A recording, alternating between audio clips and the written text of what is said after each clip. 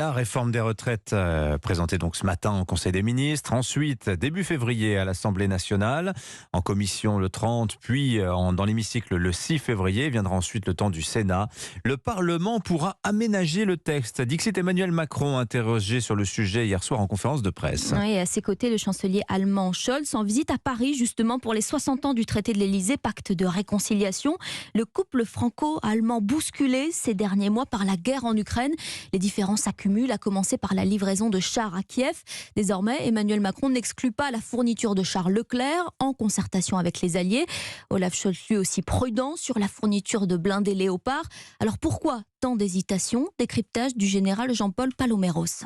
Le chancelier allemand ne veut pas donner l'impression qu'il se fait tordre le bras par quiconque, y compris par le président Macron aujourd'hui. Les commentaires du chancelier sont assez ambigus, mais quelque part, on sent bien qu'il aimerait bien que cette décision soit prise par l'OTAN. Il aimerait, à la limite, faire prendre la décision par d'autres pour ne pas l'avoir à l'assumer en interne. C'est comme ça que je l'interprète. Simplement, là, l'Allemagne, elle détient une clé particulière, c'est que ce char Léopard 2, c'est quand même le char le plus répandu dans les pays, je dirais, occidentaux.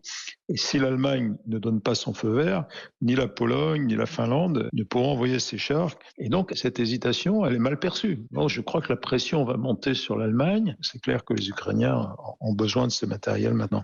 Le général Jean-Paul Paloméros, il répondait à Chloé Lagadou pour Europe 1. Olaf Scholz tient pressé par son gouvernement. Sa ministre de la Défense a annoncé hier soir que Berlin pourrait autoriser la Pologne à livrer des chars allemands à l'Ukraine.